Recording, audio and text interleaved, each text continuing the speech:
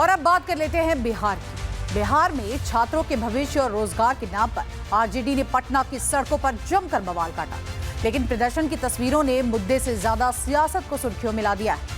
पटना की सड़कों पर डमी AK-47, नकली पुलिस की वर्दी और पोस्टर लेकर आरजेडी के कार्यकर्ता उतरे हुए नजर आए। राजभवन की तरफ बढ़े तो पुलिस ने यहां पर वाटर कैनन भी चलाया और तेजस्वी यादव समेत कई कार्यकर्ताओं को हिरासत में ले लिया। बड़ा सवाल ये है कि अगर लड़ाई पेपर लीक और बेरोजगारी के खिलाफ थी तो प्रदर्शन में बंदूकें क्यों लाई गई? क्या इससे छात्रों की आवाज मजबूत होगी या फिर आंदोलन का मुद्दा और भी ज्यादा कमजोर पड़ेगा?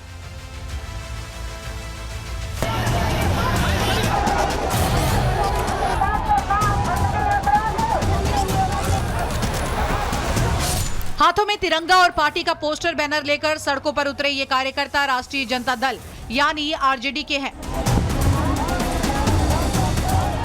बिहार की राजधानी पटना में आरजेडी ने सम्राट सरकार के खिलाफ जोरदार प्रदर्शन किया है। राजद के कार्यकर्ता हाथों में डमी AK-47, पुलिस की नकली वर्दी और छात्रों का पोस्टर लगाकर सड़कों पर उतरे थे। पुलिस ने कार्यकर्ताओं को रोकने के लिए बैरिकेडिंग भी की थी। जगह जगह भारी संख्या में पुलिस बलों की तैनाती भी की गई थी ताकि प्रदर्शनकारियों का बवाल ज्यादा उग्र न हो। आरजेडी के कार्यकर्ताओं का समूह जब राजभवन की तरफ बढ़ने लगा तब पुलिस ने उन्हें आगे बढ़ने से रोकने के लिए वाटर कैनन का इस्तेमाल किया।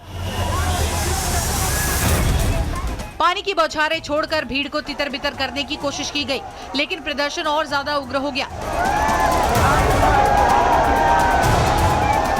प्रदर्शनकारियों को पुलिस ने लाख समझाने की कोशिश की, लेकिन वो मानने को तैयार नहीं थे। प्रदर्शनकारियों की हुंकार थी कि सम्राट सरकार सोई हुई है और इसी वजह से बिहार में भी पेपर लीक और भ्रष्टाचार के मामले नहीं रुक रहे। जब वो पानी के बौछार से नहीं झुक पाए हम सब स्टूडेंट, तो उन्होंने डर दिखाया, AK-47 की डर दिखाया और उससे उन्होंने गोलियां दागा। प्रदर्शनकारी सम्राट सरकार के खिलाफ हल्ला बोल करते हुए आगे बढ़ रहे थे। जब आरजेडी के लोग नहीं माने तब पुलिस ने तत्परता दिखाते हुए तेजस्वी यादव को ही हिरासत में ले लिया। लोगों का मार्च राजभवन तक का था, लेकिन इनकम टैक्स पे ही रोक दिया गया है। इस जुर्म के खिलाफ हम लोग आगे लड़ाई लड़ते रहेंगे। जेल भेजने से हम लोग डरने वाले लोग नहीं हैं। कुछ वक्त के बाद तेजस्वी यादव और बाकी आरजेडी कार्यकर्ताओं को छोड़ दिया गया। तेजस्वी ने कहा कि जब तक छात्रों के साथ न्याय नहीं होता और बिहार से बेरोजगारी दूर नहीं होती तब तक इसी तरह का हल्ला बोल जारी रहेगा। जब तक छात्रों के साथ न्याय नहीं होता, जब तक नौकरियां, बेरोजगारी खत्म नहीं होती, निष्पक्ष परीक्षाएं पारदर्शिता ढंग से नहीं होती और जितना पेपर लीक बंद हो जाए जितना जल्द से जल्द उतना अच्छा है, वरना हम सब लोग जो है ये लड़ाई को जो है लड़ते रहेंगे। बिहार में सड़कों पर आरजेडी ने जो बवाल किया उसे लेकर कई सवाल है। राजनीतिक विरोध लोकतंत्र का हिस्सा है, सरकार से पूछना विपक्ष का अधिकार है और छात्रों की समस्याएं उठाना भी जरूरी है, लेकिन लोकतंत्र में विरोध की भाषा और तरीका भी उतना ही मायने रखता है, क्योंकि जब रोजगार की लड़ाई में हथियार जैसी चीजें दिखाई देने लगे तो सवाल सिर्फ सरकार से नहीं प्रदर्शन करने वालों से भी पूछा जाता है। सवाल ये कि क्या इस तरह के प्रतीक छात्रों की परेशानी को मजबूत करते हैं या फिर पूरे मुद्दे को कमजोर कर देते हैं? आखिर प्रदर्शन में डमी AK-47 के साथ आरजेडी क्या संदेश देना चाहती है?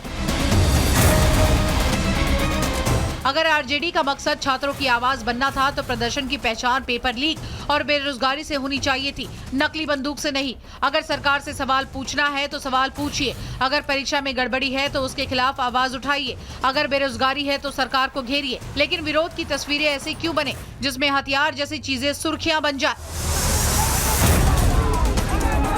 बहरहाल आरजेडी के इस बवाल पर बीजेपी ने पलटवार किया है। बीजेपी ने कहा कि ये छात्रों के लिए नहीं बल्कि नेता विपक्ष की कुर्सी बचाओ यात्रा थी। नेता विरोधी दल श्री तेजस्वी यादव जी का ये लोक भवन मार्च नहीं, ये पार्टी बचाओ मार्च और अपना नेता विरोधी दल का कुर्सी बचाओ मार्च है। यानी बिहार में छात्रों के मुद्दे पर सियासी संग्राम तो छिड़ा, लेकिन प्रदर्शन के तरीके ने सवाल भी खड़े कर दिए। छात्रों के भविष्य, परीक्षा और रोजगार के नाम पर निकले इस हल्ला बोल में डमी AK-47 और नकली वर्दी जैसे प्रतीकों का इस्तेमाल आखिर क्यों किया गया? क्या ऐसे प्रदर्शन से छात्रों की आवाज मजबूत होगी या फिर असली मुद्दे पीछे छूट जाएंगे?